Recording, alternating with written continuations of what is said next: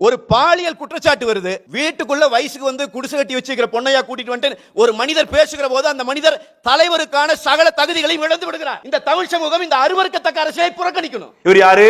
இவர் நேர்மையினுடைய நேர் வடிவம்.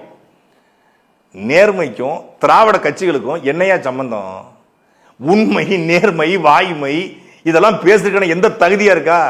பாரதிய ஜனதா கட்சியோட கூட்டணி வச்சுக்கிட்டு மணிப்பூர்ல நூற்றுக்கணக்கான பெண்கள் பாலியல் வன்கொடுமை செய்யப்பட்டதை கண்டிக்காத பாஜக கூட கூட்டணி வச்சுக்கிட்டு பாலியல் வன்கொடுமை பத்தி பேசலாமா? கல்யாண் சாக்சி மாலிக் ஞாபகம் இருக்கா?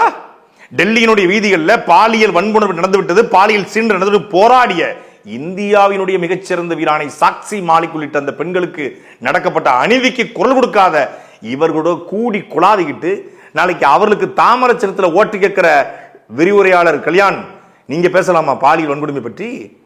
உங்களுக்கு ஏதாவது தகுதி இருக்கா? பெண் உரிமை பத்தி பேசுவதற்கு, பெண்கள் பாதுகாப்பை பத்தி பேசுவதற்கு என்ன தகுதி இருக்கு உங்களுக்கு? முதல்ல அண்ணன் சீமானுக்கு பெண் உரிமை பத்தி பேச தகுதி இல்லையா?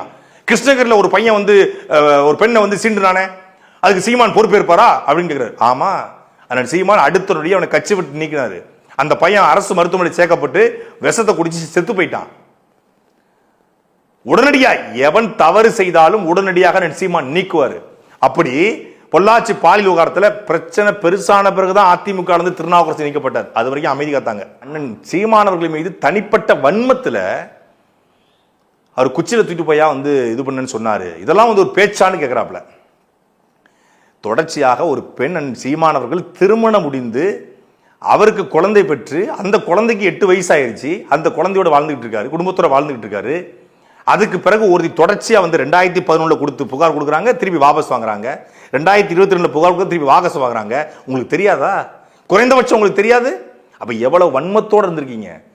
ஒரு பொய்யான புகார்ல நீதிமன்றமே பொய்யான புகார் என்று சொன்ன பிறகும் கூட தொடர்ச்சியா சமூக வலைதளங்கள்ல என்னைய இது மாதிரி அபியூஸ் பண்ணிட்டார், இது பண்ணிட்டாரு வச்சு. அப்போ ஒண்ணு கேட்கிறேன், உன்னை அபியூஸ் நான் பண்ணனா?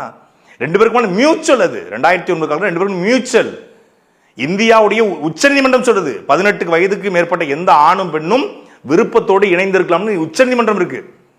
அப்போ நான் தூக்கிட்டு போலையே, உன் விருப்பத்தோடு தானே என்னோட வந்த, அப்புறம் பிரேக்கப் ஆயிடுச்சு இல்ல, இது யதார்த்தம் தானே? இதை கூட புரிஞ்சு கொள்ள முடியாம இதை ஒரு அரசியல் விமர்சனமா ஒருத்தன் பொது மேல வைக்கிற கேட்ட நான் தனிப்பட்ட முறையில் பேசலையா? இதுக்கு பேர் என்ன?